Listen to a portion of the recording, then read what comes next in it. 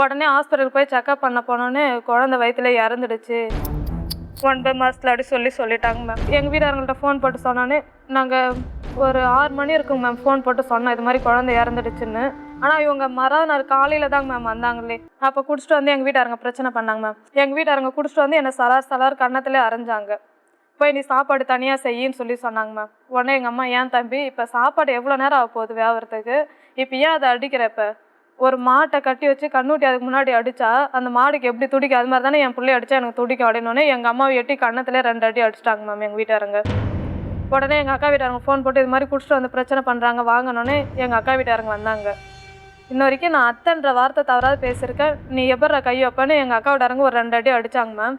நான் பார்த்து அத்தையை வாடகை வீட்டில் வச்சேன், நீங்கள் அந்த வீட்டில் இருக்கக்கூடாது எங்கே வேணாலும் போங்கனோடனே எங்கள் அக்கா ஊர்லேயே போய் என்னை வாடகை எடுத்து எங்கள் அக்கா ஊர்லேயே என்னை தங்க வச்சாங்க மேம் எங்கள் வீட்டாரங்க. அப்போ இருக்கக்குள்ள 2வது குழந்தை கன்ஃபார்ம் ஆச்சு. அதான் இந்த குழந்தை இறந்து 10 மாதத்துல 2வது குழந்தையும் எனக்கு டெலிவரி கன்ஃபார்ம் ஆயிடுச்சுங்க மேம். உடனே 1 வாரம் என் கூட இருந்தார், விட்டுட்டு ஃபாரின் போயிட்டார் மேம். அவங்க போகக்குள்ள என்கிட்ட ஒரு வார்த்தை சொன்னாங்க மேம் எங்கள் வீட்டுக்காரங்க, உன்னை நான் தனியாக விட்டுட்டு போகிறேன்னா நீ எப்படி இருப்பேன்னு எனக்கு தெரியும், நீ அது மாதிரி தான் இருப்பேன்னு சொல்லி என்னை விட்டுட்டு போனாங்க.